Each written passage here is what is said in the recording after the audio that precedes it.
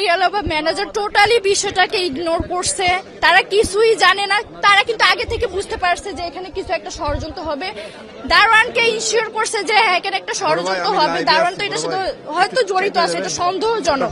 কারণ দারোয়ান আমাদেরকে সতর্ক করছে। এই দুর্ঘটনা ঘটার আগে দারোয়ান এসে আম্মুকে বলতেছে যে ভাবি ভাইয়াকে বলবেন যে দেশের পরিস্থিতি খুব ভালো না, তাড়াতাড়ি চলে আসতে বলবেন 11টার মধ্যে।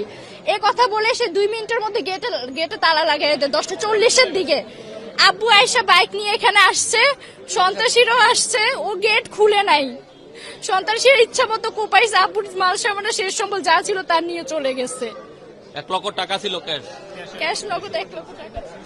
আব্বুর অবস্থা খুব ভালো না, আপনারা তো জানেনই। 4টা গুলি আর 2টা কোপ খাইলে কিরকম একটা মানুষের অবস্থা হইতে পারে বুঝেন। প্রচুর রক্তক্ষরণ হয়েছে ওনার, প্রচুর ব্লিডিং হয়েছে, ওনাকে রক্ত দেওয়া হয়েছে। ইভেন এখনো একটা গুলি তার বডিতে আছে। ডক্টর বলছে আলট্রাসাউন্ড করার পর আমাদেরকে ইনশিওর করবে যে বডি ঠিক কোন জায়গায় বুলেটটা লাগছে।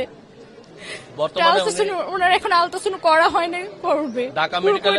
এখন লাইফ সাপোর্টে আছে। যে আমাদের দেশে আইনকে বলবো যে এটার বিষয়ে যেন গাফিলতি না করে, কারণ এটার বিষয়ে যদি ওনারা গাফিলতি রাখে করে, উপযুক্ত তথ্য প্রমাণ সবই আছে, এরপরও যদি গাফিলতি করে তাহলে একটার পর একটা ঘটনা ঘটতে থাকবে। আমরা দেশের মানুষ কিন্তু সুস্থ শান্তিতে থাকতে পারবো না।